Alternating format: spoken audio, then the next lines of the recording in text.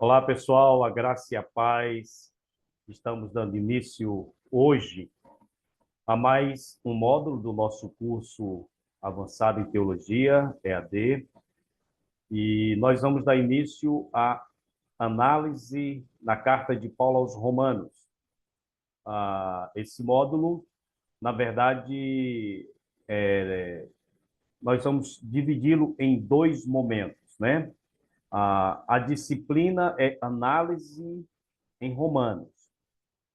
Só que ela é uma carta muito extensa. Provavelmente a gente não vai estudá-la, não vamos conseguir estudá-la de maneira completa, total. Então, o que que nós fizemos para poder avançarmos o máximo possível no estudo dessa tão preciosa carta? Nós dividimos a disciplina em dois módulos. Então, para fins aqui do nosso curso, nós começaremos hoje a análise em Romanos 1. Teremos 5 encontros fazendo esse primeiro momento. No caso, serão 5 sextas-feiras. Posteriormente, nós daremos análise em Romanos 2, também com mais 5 sextas-feiras. Então, a disciplina, devido à sua importância, o seu valor, e devido também à extensão da carta, ela acontecerá e será ministrada em 10 encontros. Então, eu vou iniciar hoje com vocês, análise em Romanos 1.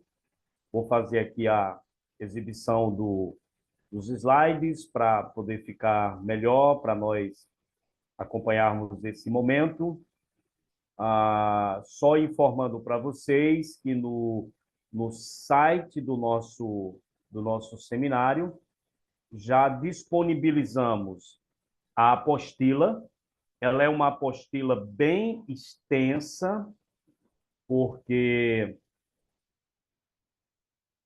ela foi elaborada para ser a apostila de toda a disciplina. Então, vai constar ali 95 páginas nessa apostila.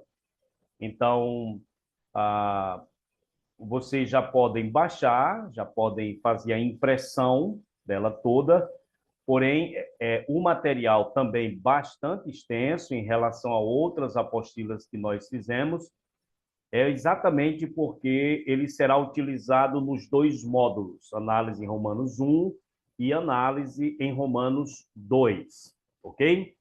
Já está lá. Também esses slides que agora eu vou apresentar aqui para vocês também já estão disponíveis no site do nosso seminário, tá joia? Então, nós vamos começar e eu vou já mostrar para vocês a questão das atividades desse módulo, porque aí, a partir de hoje, vocês já podem começar. Então, como eu disse, serão 5 encontros, 5 sextas-feiras. Então, vocês terão 5 semanas para desenvolver isso aqui. Ler a carta aos Romanos. Então, separe o seu tempo, talvez nos seus momentos devocionais, aquilo que você faz diariamente, para fazer a leitura da carta de forma completa. Então, essa carta aos Romanos é a mais extensa carta do apóstolo Paulo. Ela contém 16 capítulos, é a maior carta de Paulo, contém 16 capítulos. Então, quando chegar no final desse módulo de análise em Romanos 1, vocês terão que ter feito a leitura de toda a carta e mandarão para mim uma declaração de leitura.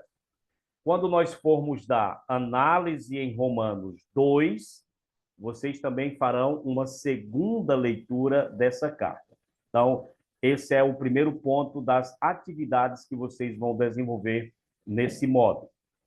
A segunda atividade é que, como eu disse, já está disponível no site do seminário a apostila com 95 páginas, só que ela tem, vamos dizer assim, no final das contas, ficam 93 páginas, porque a primeira é a capa, a última são as referências bibliográficas. Então, nesse primeiro módulo, vocês vão ler a apostila até a página 46. A ideia é que, ao final dos dois módulos, se leia a apostila toda. Mas, no final desse módulo especificamente, você me enviará também uma declaração de leitura de que você leu a apostila até a página 46. E a terceira atividade é responder um questionário. Aquilo que eu sempre faço com vocês já estão acostumados. Na última aula, eu vou disponibilizar para vocês um questionário para que vocês possam responder com base nas aulas que serão ministradas e com base no conteúdo da própria apostila, ok? Então, anote isso aí, essas serão as atividades desse módulo. Eu quero dar início mais diretamente à disciplina, apresentando para vocês uma bibliografia, que eu não vou chamar de básica, que para um curso de avançado em teologia, ela é uma bibliografia bem avançada. Então, mas que são os principais livros que nós temos, os principais comentários bíblicos que nós temos em português, da carta aos Romanos. É um dos livros da Bíblia, do Novo Testamento, onde nós temos mais material de alta qualidade em língua portuguesa e somos privilegiados nesse aspecto. Então, eu quero começar apresentando para vocês aquele que até hoje, eu não li todos, mas até hoje, dentre os comentários de Romanos que eu já li, eu considero esse o melhor comentário em português. Melhor em que aspecto?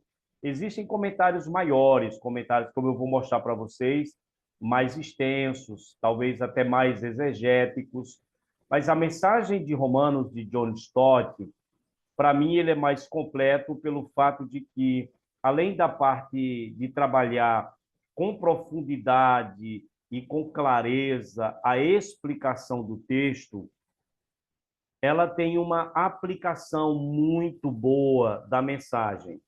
Então, consegue unir a parte mais exegética com a parte mais expositiva, ou seja, une a explicação mais teológica, mais profunda do texto de Romanos e une, vinculando isso aí a uma boa aplicação da mensagem do livro. Então, se você puder, eu indicaria para você adquirir esse livro, A Mensagem de Romanos, de John Stott, publicado no Brasil pela editora ABU, que é a Aliança Bíblica Universitária.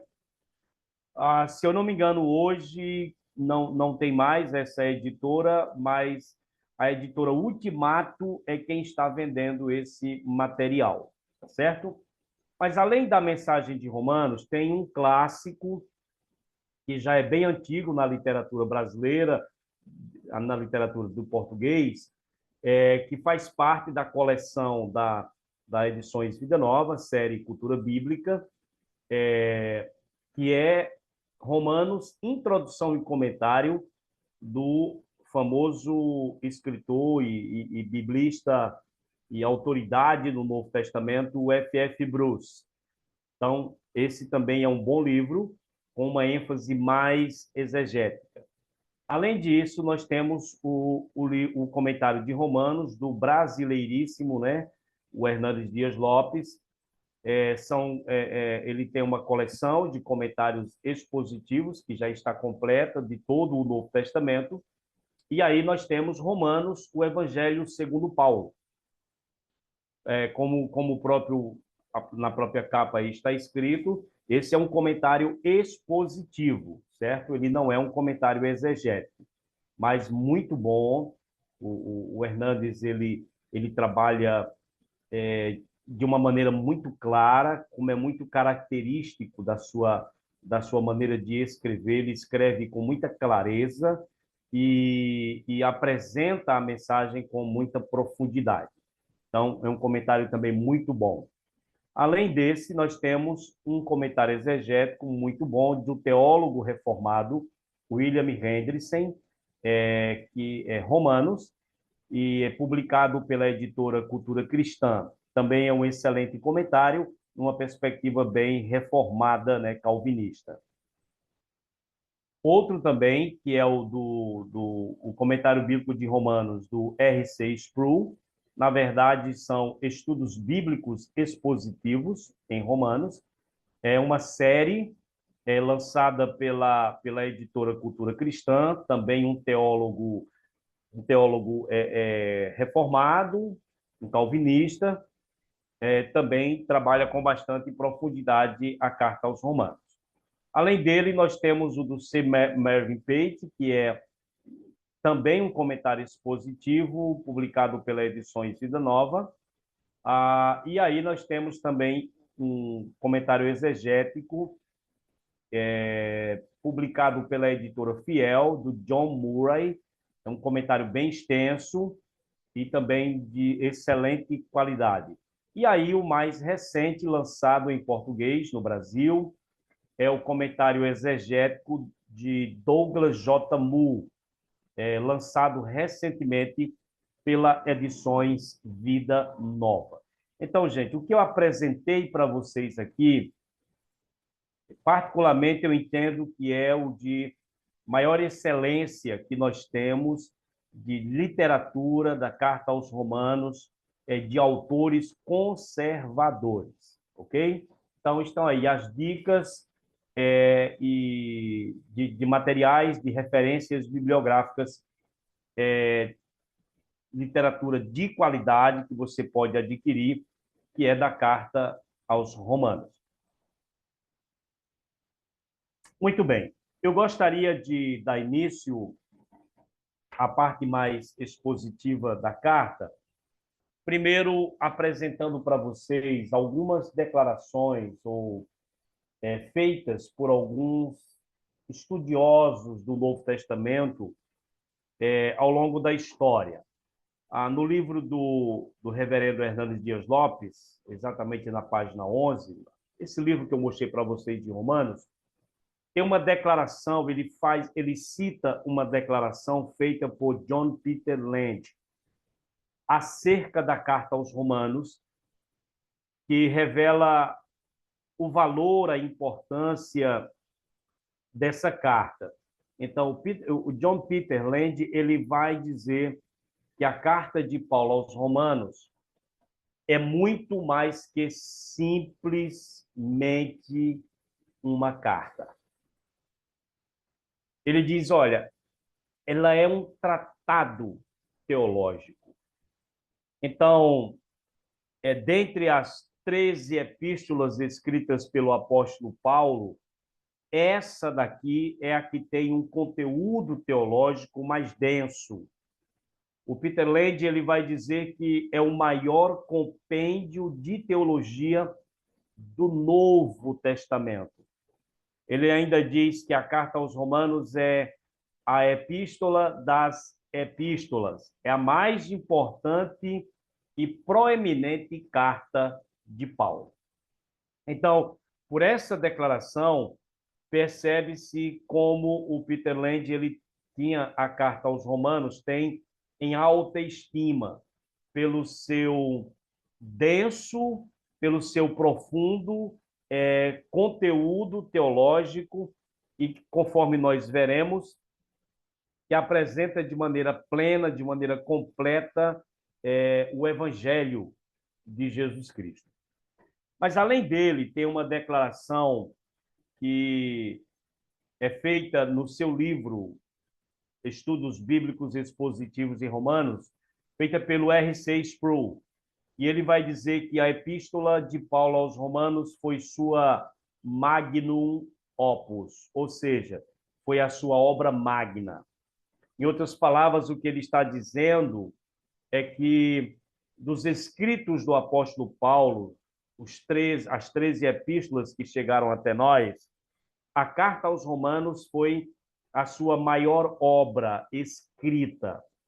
E ele ainda diz que nessa carta nós encontramos a mais extensa exposição do Evangelho do Novo Testamento que se pode encontrar em toda a Bíblia. Ou seja, o R.C. Sproul acertadamente declara que se eu quero ter um entendimento completo do Evangelho, e eu quero encontrar isso em um livro só, basta ler a Carta aos Romanos. A Carta aos Romanos traz de forma completa, profunda, organizada, de uma maneira ordenada, num raciocínio bem lógico, muito bem elaborado, em um livro só, que é exatamente a Carta aos Romanos, essa exposição do Evangelho de Cristo. Um teólogo mais antigo, estudioso, famoso, mais antigo, que é citado por John Stott no seu comentário bíblico de Romanos, a mensagem de Romanos, John Stott faz uma citação de João Calvino. E ele diz assim: se nós atingirmos uma verdadeira compreensão quanto a essa epístola, diz Calvino, teremos uma porta aberta para todos os tesouros mais profundos da Escritura. Então, todas essas declarações revelam como grandes homens de Deus na história, estudiosos profundos das Escrituras, como eles encararam e entenderam o valor e a importância da carta de Paulo aos Romanos como revelação completa, extensa, profunda do Evangelho de Jesus Cristo. Então, para nós darmos início à exposição, nós vamos começar com uma leitura de Romanos, capítulo de número 1, e nessa leitura nós vamos ler do versículo 1 até o versículo de número 7, onde diz assim: Paulo, servo de Jesus Cristo, chamado para ser apóstolo, separado para o Evangelho de Deus, o qual foi por Deus outrora prometido por intermédio dos seus profetas nas Sagradas Escrituras, com respeito a seu Filho, o qual, segundo a carne, veio da descendência de Davi e foi designado Filho de Deus com poder, segundo o Espírito de Santidade, pela ressurreição dos mortos, a saber, Jesus Cristo, nosso Senhor, por intermédio de quem viemos a receber graça e apostolado por amor do seu nome, para a obediência por fé entre todos os gentios, de cujo número sois também vós chamados para serdes de Jesus Cristo. A todos os amados de Deus que estais em Roma, chamados para serdes santos, graça a vós outros e paz, da parte de Deus nosso Pai e do Senhor Jesus Cristo. Então, essa é a nossa leitura da introdução. Aqui é a introdução que o apóstolo Paulo fez da carta. É uma introdução mais extensa quando comparada com outras epístolas dele. Então, nesse primeiro momento, nós vamos falar de algumas questões mais introdutórias da carta aos Romanos, como, por exemplo, Onde Paulo estava quando escreveu essa carta? Então, é o local da escrita da carta aos Romanos. E, além de buscarmos entender onde ele estava, nós vamos buscar entender quando foi que ele escreveu, em que ano, mais ou menos, em que data essa carta ela foi escrita. Então, a gente vai trabalhar esse primeiro tópico, que é local e data de escrita de Romanos. Bom, a maioria dos estudiosos de Romanos entendem, estudiosos dos escritos paulinos, defendem que essa carta de Paulo ela foi escrita durante os 3 meses, a estada que Paulo teve durante 3 meses na Grécia. Depois que ele concluiu o trabalho na cidade de Éfeso, ele decidiu passar novamente por algumas regiões onde ele já tinha passado, e ele vai ali para a região da Macedônia, da Acaia, e tudo indica que Paulo escreveu essa carta na província da Acaia, na região próxima da cidade de Corinto. Corinto foi onde ele plantou igreja durante a sua segunda viagem missionária. Então, pelo texto de Romanos 6, Romanos 16, 1, fica entendido que a portadora da carta, aquela que levou em mãos essa carta para a igreja de Roma, foi uma importante líder e serva do Senhor, que era da igreja de Cencreia. Quando você lê Romanos 16, 1, diz aqui: recomendo-vos a nossa irmã Febe, que está servindo a igreja de Cencreia, para que a recebais no Senhor, como convém aos santos, e a ajudeis em tudo que de vós vier a precisar, porque tem sido protetora de muitos e de mim, inclusive. Então, Paulo recomenda a irmã Febe para as igrejas, para os cristãos de Roma, as igrejas de Roma, pede para que esses irmãos deem a ela uma boa acolhida. Então, tudo indica que Paulo enviou essa carta pelas mãos dela. E no versículo 1 fica claro que ela está servindo a igreja de Cencreia. Cencreia ficava exatamente a 12 quilômetros da cidade de Corinto.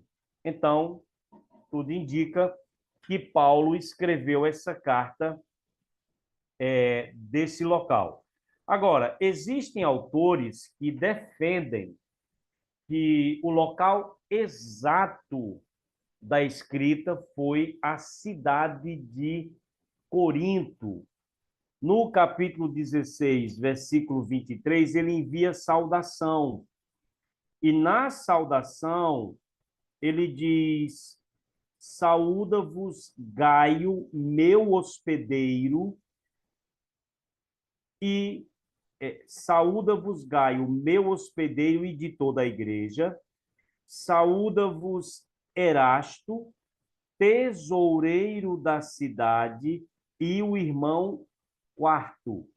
Então, nessa saudação, muito provavelmente Paulo estava hospedado nessa casa aí, de Gaio. Em 2 Timóteo 4:20, Paulo vai dizer o seguinte: Erasto ficou em Corinto, quanto a Trófimo, deixei-o doente em Mileto. Então, tudo indica, com base nesses textos, que o local exato de onde Paulo escreveu a carta aos Romanos foi na cidade de Corinto, que ficava exatamente na região na província da Acaia. Então, Esse é o primeiro ponto que a gente está aqui estabelecendo. Que Paulo escreve a carta aos Romanos na província da Acaia. A única dúvida para alguns é que tenha sido da igreja de Cencreia, que ficava a 12 quilômetros de Corinto, isso porque Febe foi aquela que levou, foi a portadora que levou em mãos a carta para as igrejas de Roma, e outros defendem que não, que de fato Paulo escreveu quando estava na cidade de Corinto.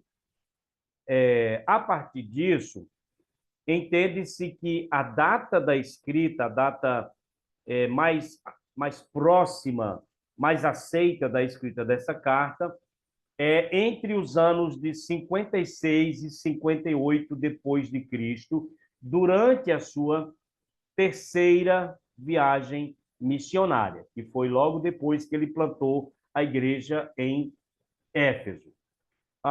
Gente, vale salientar aqui, porque nós estamos acostumados com datas mais precisas, porque na nossa maneira de escrever carta, de escrever e-mails, de escrever qualquer documento, nós datamos de uma forma muito específica. Então, hoje, por exemplo, se eu for escrever um e-mail ou se eu for escrever uma carta, eu já começo mostrando onde eu estou, eu digo qual é o dia, qual é o mês e em que ano. Nós datamos de uma forma muito bem detalhada. No período do Novo Testamento, ou seja, no primeiro século da era cristã, não havia esse costume ou essa prática de datar de uma forma tão precisa. Por isso que quando coloca aqui que a carta foi escrita aproximadamente entre os anos 56 e 58, isso para a época, por não ter essas datas tão específicas como hoje, é uma data realmente bem aproximada. Então, esse é o primeiro destaque que nós queremos fazer nessa parte introdutória. Local, Cencreia ou provavelmente Corinto. Data entre 56 e 58 depois de Cristo. Depois de vermos local e data, nós agora precisamos pensar juntos sobre a fundação da Igreja de Roma. Como que essa igreja foi fundada? Quem levou o evangelho a Roma pela primeira vez? Como é que o evangelho que havia começado ali em Jerusalém, como que esse evangelho alcançou a capital do maior império da época, a capital do Império Romano? Então, como é que começou? Quem fundou e como é que começou a igreja ou as igrejas de Roma? É interessante nós observarmos no texto que lemos que o apóstolo Paulo, no versículo 7, vai dizer: a todos os amados de Deus que estais em Roma. Então, ele direciona aos cristãos dessa cidade. E a questão é como é que o evangelho chegou, como que iniciou a igreja de Cristo na cidade de Roma. Vamos começar pela tradição católica romana. Há uma tradição da Igreja Católica que diz que Pedro foi o fundador da Igreja de Roma e que ele foi bispo na Igreja de Roma durante 25 anos. Segundo a tradição deles, Pedro liderou, vamos colocar, pastoreou, trabalhou como bispo em Roma, ou foi bispo em Roma, do ano 42 até o ano 67 depois de Cristo. Essa, repito, é a tradição da Igreja Católica Romana. No entanto, essa tradição ela é desprovida de fundamento. Primeiro, fundamento bíblico. Nós não temos na Escritura nenhuma informação de que Pedro passou todo esse tempo como bispo na cidade de Roma e que levou o evangelho a Roma e que ele foi esse primeiro fundador.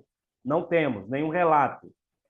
Não temos também na história dados, fontes seguras que realmente comprovem que Pedro foi aquele que levou o evangelho nessa data aí da proposta, 42 a 67, pela Igreja Católica.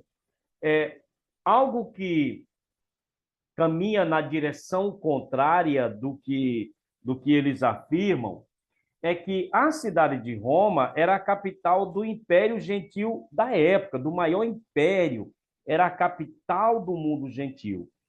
E quando Paulo escreveu a carta aos Gálatas, no capítulo 2, versículo de número 9, Paulo disse bem assim: E quando conheceram a graça que me foi dada, Tiago, Cefas e João, que eram reputados colunas, me estenderam a mim e a Barnabé a destra da comunhão, a fim de que fôssemos para os gentios e eles para a circuncisão.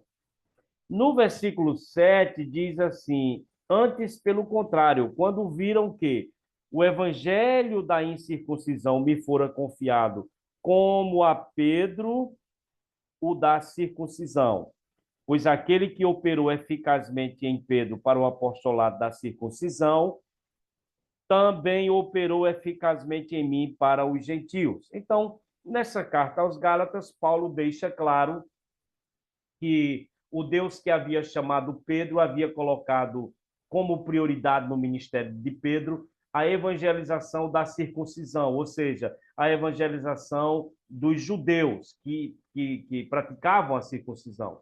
Já o apostolado, o envio para pregar o evangelho ao mundo gentil, Paulo disse que todos reconheciam que tinha sido entregue mais a ele. Então, Pedro era o apóstolo da circuncisão e não o apóstolo dos gentios. Então, isso anda na direção contrária dessa tradição romana. A outra coisa interessante que vai contra essa tradição é que na carta de Paulo, na carta aos Romanos, o apóstolo Paulo não menciona Pedro em sua carta. Quando você lê o último capítulo da carta aos Romanos, o capítulo 16, a partir ali do versículo de número 3, ele envia uma diversidade de saudações, ele envia saudações para uma diversidade de pessoas, ele envia para Priscila e Áquila, ele envia para Epêneto, ele envia para Maria, para Andrônico, Júnias, ele envia para várias pessoas, mas ele não menciona em momento algum, ele não faz nenhuma referência sequer ao apóstolo Pedro, nem tampouco envia para Pedro qualquer tipo de saudação. Então, isso indica que nesse período proposto pela Igreja Católica, de 42 a 67, que Pedro estava em Roma, não faz nenhum sentido. Então, é desprovido de fundamento. O autor chamado Cranfield, ele vai dizer que, uma vez que Romanos não contém referência alguma a Pedro, é praticamente certo que ele não estava em Roma no tempo em que Paulo escrevia, e provavelmente que até esse tempo ele nunca estivera lá.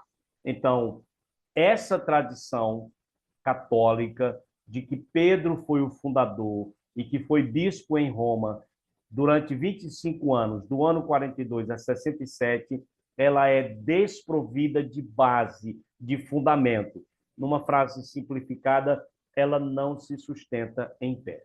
Então, para nós, descartamos completamente essa tradição que tenta explicar a fundação da Igreja de Roma. Ora, se não foi Pedro, se essa tradição ela não tem base, como aconteceu a fundação da Igreja de Roma?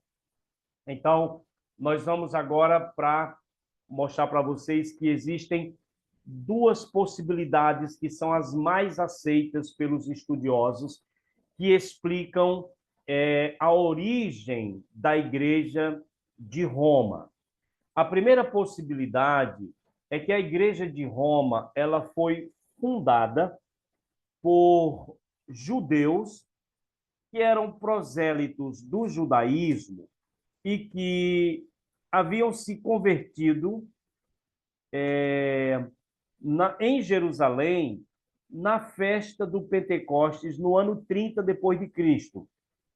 Quando você lê Atos dos Apóstolos, capítulo 2, você vai observar aqui a descida do Espírito Santo e o apóstolo e Lucas, o escritor Lucas, no capítulo 2, versículo de número 5, ele vai dizer que estavam habitando em Jerusalém judeus, homens piedosos, vindos de todas as nações debaixo do céu. Ou seja, haviam ali judeus, que eram chamados judeus da dispersão, que viviam em outros países, em outras nações, que vieram a Jerusalém para participar dessa festa anual dos judeus, conhecida como Festa do Pentecostes, e foi nessa do ano 30 que aconteceu o derramamento do Espírito Santo. Em seguida, Lucas vai fazer uma lista de nações ali representadas, porque eles estavam ouvindo as grandezas de Deus na própria língua em que eles haviam nascido, na língua materna. E a partir do versículo 9, Lucas faz uma lista dos que ali estavam representados. E ele diz: somos partos, medos, elamitas e os naturais da Mesopotâmia, Judeia, Capadócia, Ponto e Ásia. Verso 10, da Frígia, da Panfilha, do Egito, das regiões da Líbia, nas mediações de Cirene, e aqui diz assim: e romanos que aqui residem, tanto judeus como prosélitos. Então, naquele dia de Pentecostes do ano 30 depois de Cristo, estavam ali também presentes forasteiros romanos, judeus e prosélitos da religião judaica. Então eles ouviram ali naquele dia acerca das grandezas de Deus na língua materna deles. Pedro pregou um sermão que no final do capítulo 2 vai dizer que aceitaram a palavra e foram batizados, havendo um acréscimo de quase 3.000 pessoas. Então, qual é a primeira possibilidade da fundação da Igreja de Roma? É que dentre esses milhares aqui convertidos, converteram-se, obviamente, judeus e alguns prosélitos da religião judaica que eram de Roma e que tinham ido para Jerusalém no dia de Pentecostes e ali ouviram o evangelho. Na volta para Roma, agora convertidos a Cristo, eles levaram o evangelho. Então, essa é a teoria mais aceita de que a origem da Igreja de Roma se deu através desses convertidos em Pentecostes que retornaram para Roma e pregaram o evangelho, e ali deu início às igrejas de Roma. A outra possibilidade é que a Igreja de Roma ela foi fundada por cristãos desconhecidos, que eram o quê? Convertidos em algum dos grandes centros urbanos onde Paulo proclamou o evangelho. Ou seja, gente, Paulo pregou o evangelho em um grande centro urbano chamado Antioquia, e ali ele trabalhou com Barnabé por um bom tempo na igreja de Antioquia. Ele plantou igreja na cidade de Corinto, que era na Acaia, na verdade, na antiga Grécia. E ali havia um grande fluxo de pessoas e um intercâmbio com Roma, esses grandes centros. Antioquia, Corinto, e Paulo também pregou o evangelho na capital da província da Ásia, que foi na cidade de Éfeso, e ali ele plantou igreja. Então, alguns entendem que cristãos convertidos em alguns desses grandes centros, em contato com Roma, porque havia um intercâmbio com Roma, especialmente comercial, esses cristãos desconhecidos levaram o evangelho para a cidade de Roma. Então, essa é uma outra possibilidade, que alguns dos convertidos nessas cidades tenham estabelecido a igreja de Roma. Então, essas duas possibilidades são as mais aceitas pelos estudiosos cristãos, certo? Pelos estudiosos conservadores. Eu, particularmente, sou mais inclinado para essa primeira possibilidade, que foram os judeus e prosélitos do judaísmo, que se converteram em Pentecostes e no retorno para Roma, ali levaram o evangelho.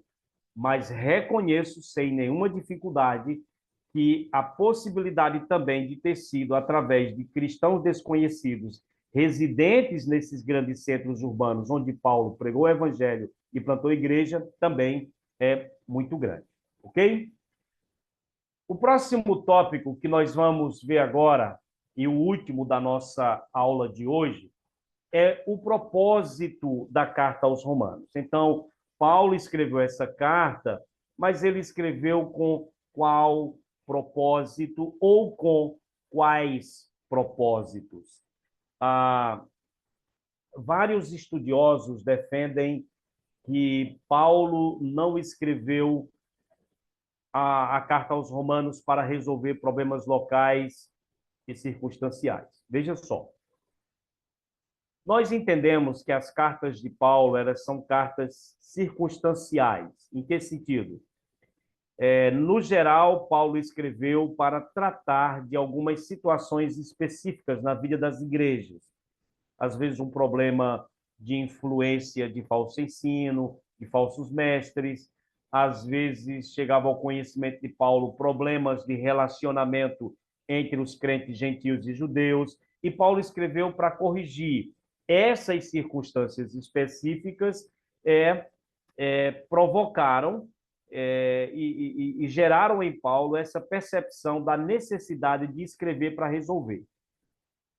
Alguns defendem que, no caso específico de Romanos, Paulo não escreveu para resolver problemas. Alguns estudiosos fazem essa defesa. Por exemplo, o nosso grandioso, famoso e reconhecido F.F. Bruce, ele diz o seguinte, que a carta aos Romanos visava prepará-los para a sua visita à cidade e explicar a finalidade da mesma. E ao escrever, resolveu oferecer-lhes uma completa exposição do Evangelho, conforme ele compreendia e proclamava. Então, F.F. Bruce defende que, quando Paulo escreveu a carta aos Romanos, ele escreveu apenas para preparar aqueles irmãos para receber a sua visita.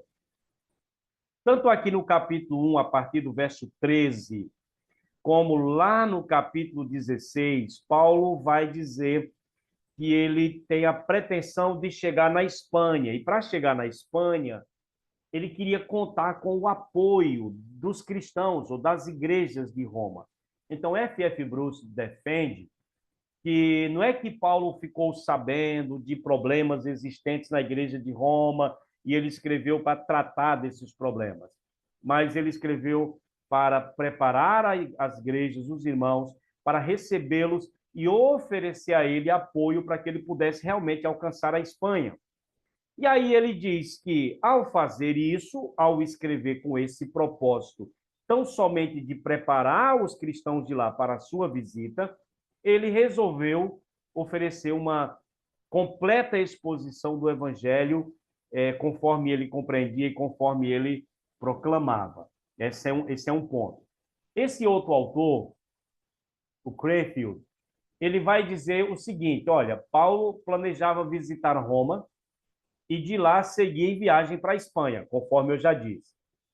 Então, o que é que ele fez? Então, ele achou oportuno comunicar para os crentes de Roma acerca dessa visita e dos seus planos de chegar na Espanha. Então, para Cranfield, ele escreveu para preparar o caminho para garantir o interesse e a assistência deles na execução do seu projeto missionário. Então, ele diz, olha, quando Paulo escreveu, é porque ele queria, de alguma maneira, preparar o caminho para que, quando ele chegasse em Roma, ele pudesse compartilhar com eles o seu desejo e o seu plano de levar o evangelho mais além, na Espanha, e aí ele poderia contar com o apoio, o incentivo, a ajuda desses cristãos de Roma para que ele pudesse realmente cumprir o seu propósito e o seu projeto missionário de alcançar a Espanha. E aí, segundo Cranfield, ele sentiu a necessidade de se apresentar a eles, que é o que ele faz, e aí incorporar na sua carta um relato completo do Evangelho conforme o entendia. Ou seja, tanto F.F. Bruce como Cranfield entende que Paulo escreveu essa carta não para resolver problemas internos na igreja, mas para preparar a igreja para a sua futura visita. E aí ele aproveitou e fez uma exposição completa do evangelho que ele pregava. Bem, a princípio e aparentemente, esse propósito não pode ser descartado, porque ele é um dos. Mas eu, particularmente, não concordo que Paulo escreveu essa carta apenas para preparar a igreja para a sua futura visita e o desejo de ter o apoio para chegar na Espanha. Eu, particularmente, concordo com o que é defendido pelo autor chamado John Stott, do livro A Mensagem de Romanos. Ele diz que discorda, John Stott ele discorda da opinião geral desses estudiosos e ele entende que a Carta aos Romanos também é um documento circunstancial, assim como Corinto, 1º e 2º Coríntios, assim como a Carta aos Gálatas, assim como a Carta aos Colossenses. Romanos, para ele, também é um documento circunstancial, ou seja, havia um motivo óbvio. Qual era o motivo óbvio? Realmente, Paulo escreveu aos cristãos de Roma para prepará-los para a sua futura visita. Então, havia esse propósito? Sim.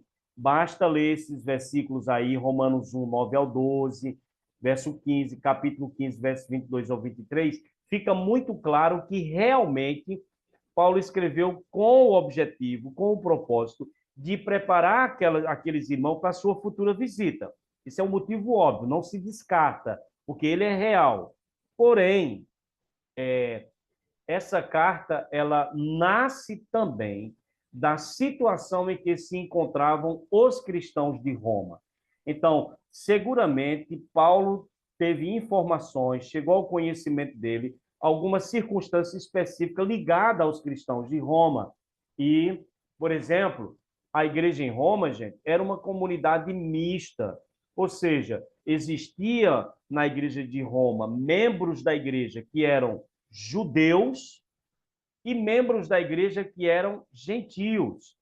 E por ser essa comunidade mista, como acontecia em todas as partes, havia sim um considerável conflito entre esses dois grupos, entre judeus e gentios, dentro da igreja de Roma. Então, um conflito que era primordialmente teológico e não étnico, não era tanto uma questão da raça judaica e dos outros povos, não era um conflito mais étnico, mas era um conflito primordialmente teológico. Por exemplo, haviam diferentes convicções quanto à função da aliança, da lei de Moisés, acerca da salvação e outras questões práticas Então, Paulo escreve para, de alguma maneira, corrigir e para mediar esses conflitos e apresentar fundamentos que pudesse ajudar esses crentes a sanar esses conflitos. Por exemplo, quando ele escreveu o capítulo 3, versículo de número 1, fica claro que ele ia ter que lidar, que ele teve que lidar com a questão de que se era vantajoso ou não ser judeu, se era mais vantajoso ou não ser um judeu. Porque, por exemplo, capítulo 3, verso 1, ele diz: qual é, pois, a vantagem do judeu, ou qual a utilidade da circuncisão? Então, ele vai ter que tratar e mostrar que havia sim vantagem em ser judeu pelos privilégios que Deus tinha concedido aos judeus. Porém, no capítulo 3, versículo 9, ele vai deixar isso claro, que se conclui: temos nós qualquer vantagem? Não, de forma nenhuma, pois já temos demonstrado que todos, tanto judeus como gregos, estão debaixo do pecado. Então, já no que diz respeito à condição e situação diante de Deus, não havia nenhuma vantagem em ser judeu, porque ambos estavam debaixo do pecado, tanto judeus como gentios. Então, essa era uma questão teológica que precisava ser resolvida dentro da igreja, e ele escreveu para tratar também desse conflito. Quando você chega no capítulo de número 14 e 15, ele vai ter que lidar com a situação, por exemplo, de alguns, capítulo 14, verso 2, verso 3, 4, 5, que faziam diferença entre tipos de comida. Uns achavam que era só para comer legumes, outros achavam que só podia comer, que não podia comer carne. Uns faziam diferença entre dia e dia, ou seja, achavam que tinha dias mais importantes do que outros. Outros entendiam que todos os dias eram iguais. Então, ele escreve o capítulo 14 e 15 também para tratar e para remediar esse problema, esse conflito existente dentro da Igreja de Roma entre a ala da igreja formada por cristãos, por crentes, por membros judeus, e a outra ala da igreja formada por crentes, por membros gentios. Então, basicamente, gente, é o que eu particularmente acho que faz mais sentido.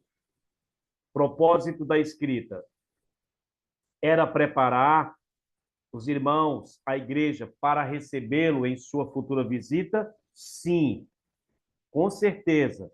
Ele queria preparar esses irmãos para que eles pudessem apoiá-los a fim de que ele chegasse na Espanha. Perfeito. Porém, como John Stott, eu entendo que não era só isso, mas ele escreve essa carta também para resolver e para tratar dos conflitos, principalmente teológicos, existentes entre os crentes judeus e os crentes gentios dentro da Igreja de Roma. Então, nesse aspecto, a carta aos Romanos, como as demais, também é uma carta circunstancial.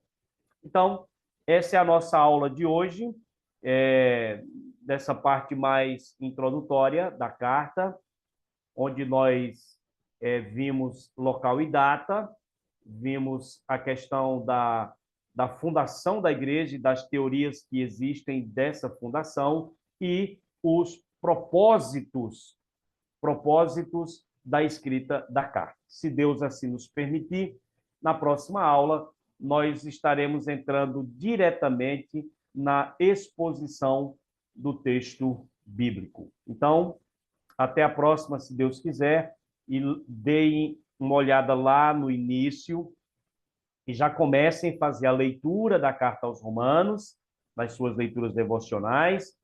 Lembrem de fazer a leitura da apostila até a página 46 e a última atividade, o questionário, eu envio para vocês na última aula desse módulo. Deus abençoe a todos e até a nossa próxima aula.